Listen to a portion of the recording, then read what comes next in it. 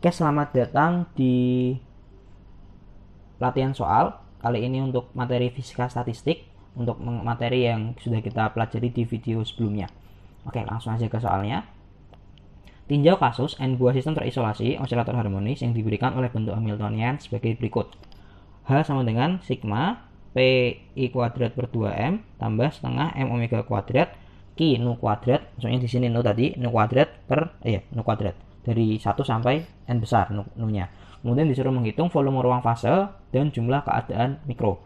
Untuk teman-teman yang ingin mencoba mengerjakan soalnya terlebih dahulu, boleh di pause videonya, dihentikan, lalu kemudian dikerjakan dulu, setelah itu lalu dilanjut kembali.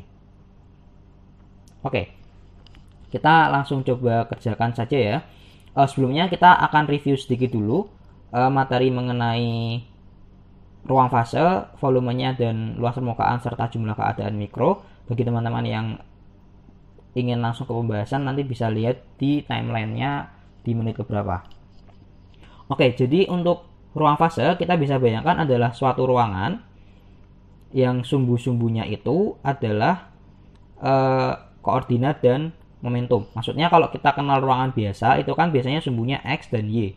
Nah, di ruang X, Y, kalau 3 dimensi nantinya Z. Nah, kalau di ruang fase, sumbunya ini diganti oleh posisi, momentum dan posisi. Jadi P1, Q1. Nah, contohnya kalau hanya ada 1 derajat kebebasan, P-nya hanya 1 dan Q-nya hanya 1, maka akan menjadi ruangan 2 dimensi biasa. Nah, nantinya kalau ada 2 dan atau lebih, maka nanti akan membutuhkan ruangan 4 dimensi, 6 dimensi, dan seterusnya. Jadi, sederhananya, ruang fase yang bisa kita gambarkan hanyalah ruang fase berdimensi 2 maksimal. Nah, kemudian kalau misalkan kita punya suatu ruang fase, maka ruang fase ini di sistem terisolasi itu bisa dibatasi oleh suatu permukaan energi.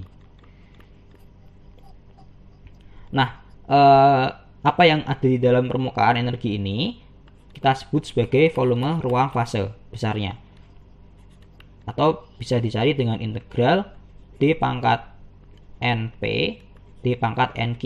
Maksudnya kita integrasikan P dari 1 sampai dengan integralnya dengan parameter integrasinya adalah P1, P2 sampai P ke N. Lalu yang Q-nya Q1, Q2 sampai ke Qn. Nah, kemudian pembatasnya ini bisa kita sebut sebagai luas permukaan ruang fase, dapat dicari ya di lambangan dengan sigma kecil, dapat dicari dengan menurunkan V terhadap energi, yaitu batas ininya, pada energi tertentu, yaitu di batas energinya. Nah, luas permukaan ruang fase memiliki hubungan dengan jumlah keadaan mikro, ya ini jumlah keadaan mikro itu sebanding dengan volume ruang fase.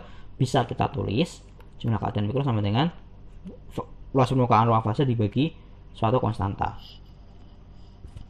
Nah, yang belum disebutkan di video sebelumnya adalah jumlah keadaan mikro ini merupakan besaran yang tidak memiliki dimensi.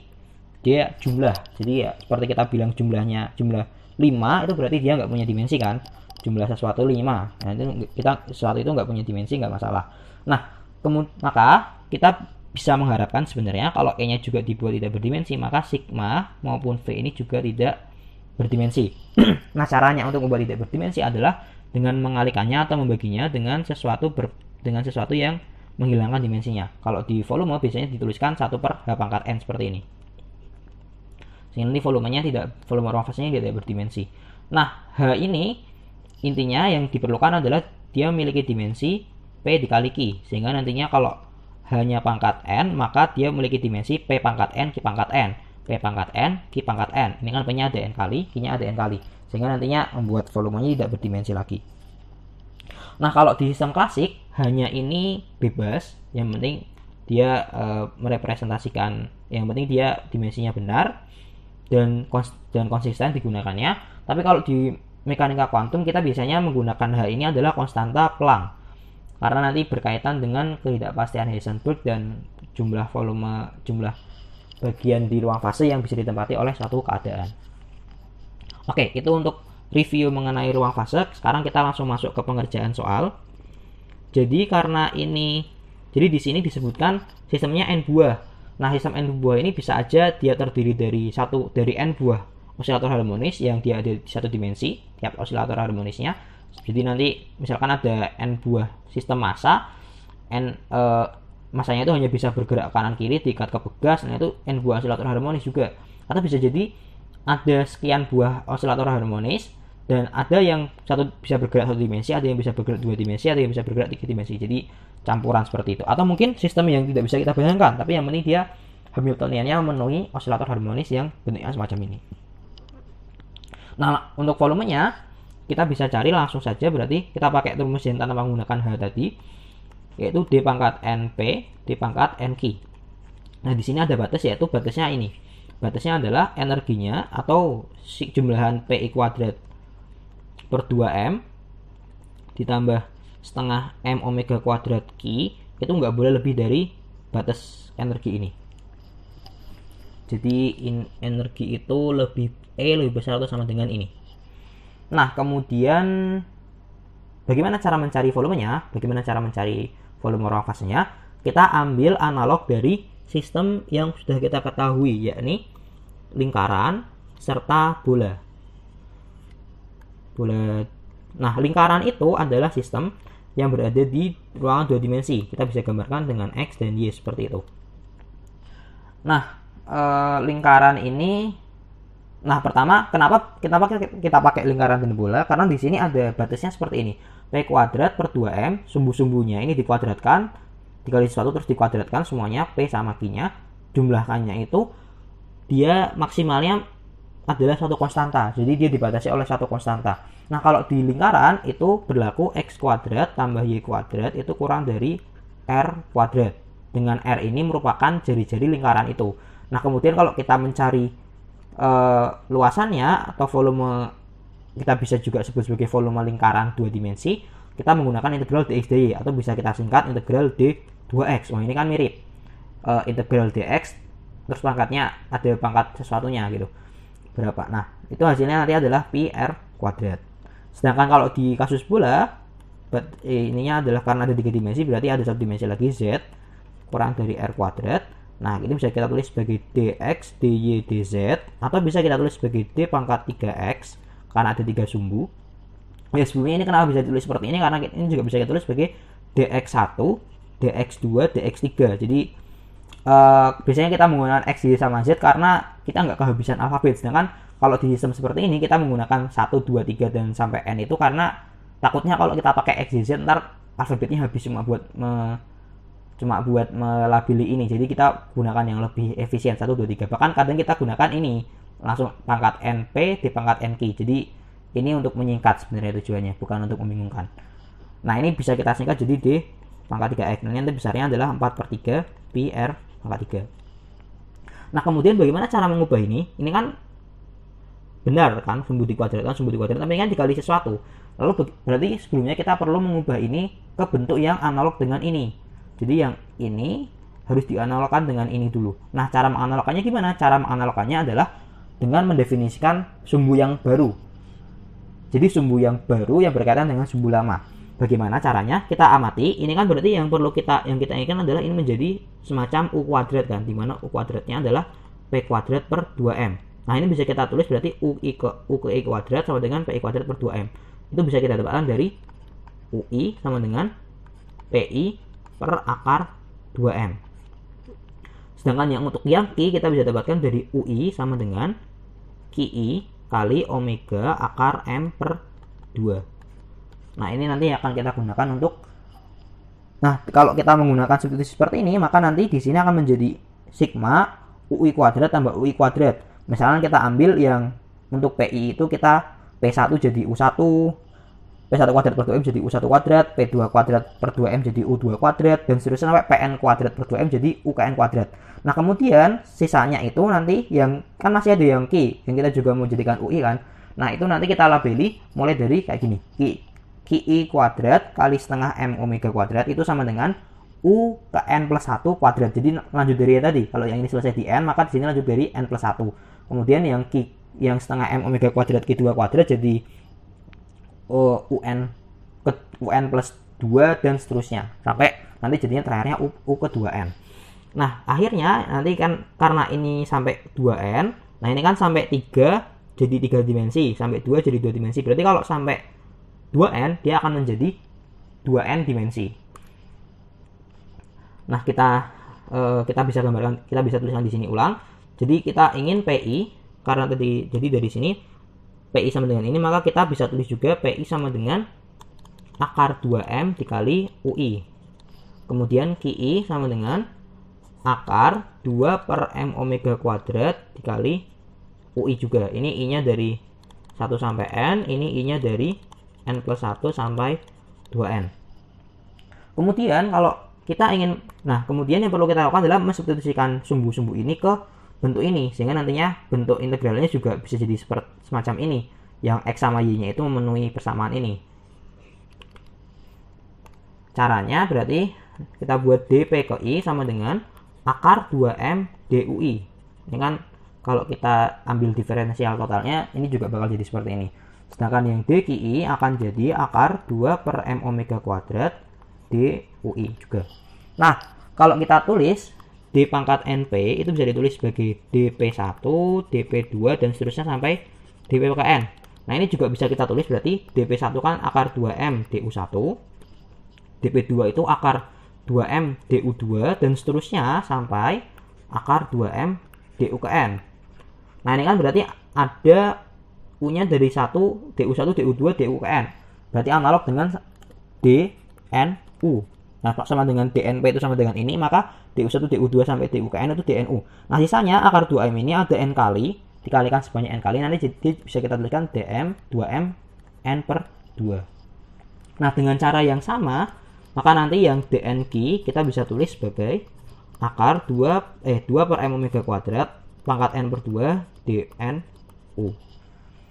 Nah, dari sini nantinya V-nya akan menjadi yang tadinya itu integral DNP DNQ dengan batas E tadi itu, batas E sama dengan sesuatu tadi itu, maka akan menjadi batasnya masih sama yaitu E. Di sini jadi mohon maaf saya bentar. Jadi akar 2M pangkat N per 2 DNU terus dikali 2 per M omega kuadrat pangkat N per 2 DNU lagi. Nah, di sini batasnya nanti ini akan menjadi E sama dengan sigma UI kuadrat dari I sama dengan 1 sampai 2N. Kita lihat berarti kan tadi kan di sini ini ganti UI kuadrat dari I sampai N, terus yang ini UI kuadrat dari N plus 1 sampai 2N. Berarti kan E lebih besar atau sama dengan UI kuadrat dari 1 sampai 2N kan. Nah, ini udah kayak pas di lingkaran kan. Di lingkaran tadi itu ini batasnya sebenarnya gini. R kuadrat itu kurang dari X1 kuadrat tambah X2 kuadrat bla bla bla. Seperti itu. Nah, kemudian berarti ini bisa kita tulis ulang, 2M sama ini dikeluarkan akan menjadi 4 per omega kuadrat pangkat N per 2 integral. Nah, ini kita bisa tulis D 2NU karena U-nya dari 1 sampai 2N kan tadi kan. Ini N, ini jumlahnya N, jadinya 2N. Dengan batasnya adalah ini. Atau bisa kita tulis ulang, 2 per omega pangkat N, dari sini jadi 2 per omega pangkat N D2NU dengan batas seperti ini. Ya, kayak gitu. Nah, ini tidak lain adalah bola berdimensi N dengan bola berdimensi 2N dengan jejari adalah akar E. Kenapa jejarinya akar E? Karena kalau di sini itu jejarinya kan ini kan R kuadrat batasnya. Nah, di sini kan E bukan E kuadrat. Jadi makanya jejarinya adalah akar E. Supaya di sini E itu sama dengan jejari kuadrat. Nah, bagaimana cara mencari volume bola berjejari N? Berdimensi N dengan jejari R. Nah, ini caranya bisa diturunkan, bisa juga dicari di internet. Mungkin kita akan turunkan di video lain. Saat ini kita langsung tuliskan saja. Jadi kalau ada bola di dimensi R dengan bola di dimensi N dengan jejari R, nanti volumenya akan menjadi 2pi pangkat N per 2. Jadi ini N-nya N dimensi bolanya ya. Terus dibagi gamma N per 2, ini N dikali gamma N per 2, terus dikali R pangkat N. Nah, kalau di kasus ini, berarti nantinya kita tuliskan di sini, V akan menjadi 2 per omega pangkat N. Jadi ini bebas dulu. Nah, ini sekarang volume bola berdimensi 2N. Jadi di sini N-nya diganti jadi 2N. Jadi 2 pi 2N per 2 kan sama dengan N. Berarti terus di sini 2N, di sini gamma N per 2 kan dengan kita masukkan N sama dengan 2N, jadinya gamma N. Sini R-nya masukin pangkat 2N, tapi di sini R-nya itu E pangkat setengah, jadinya ntar E pangkat N. Sehingga nantinya V-nya bakal sama dengan ini 2-nya bisa dicoret, ini N gamma N jadi gamma N plus 1. Nanti di sini 2 pi E per omega pangkat N 1 per gamma N plus 1. Jadi ini volume ruang fasenya.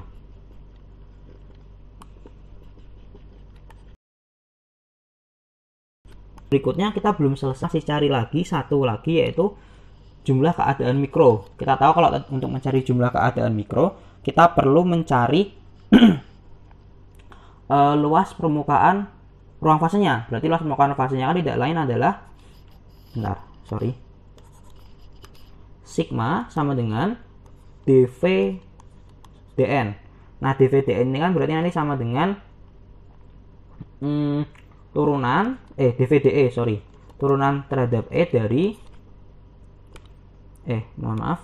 dari 2pi per omega 2pi per omega pangkat N besar E pangkat N besar per gamma N plus 1. Nah, ini tidak lain nantinya akan sama dengan 2pi per omega pangkat N kali N E pangkat N min 1 per gamma N plus 1. Atau bisa kita tulis sebagai 2pi per omega pangkat N E pangkat N min 1 gamma pangkat N. Nah, berarti ini luas permukaan ruang fasenya. Sedangkan nanti untuk jumlah keadaan mikronya, maka akan menjadi luas permukaan ruang fase dibagi omega 0. Berarti dia akan menjadi sama dengan 2pi per omega pangkat N E pangkat N min 1 per omega 0 gamma N. Jadi ini untuk jumlah keadaan mikro yang ada. Oke, jadi seperti itu. Terima kasih. Kita ketemu di video berikutnya.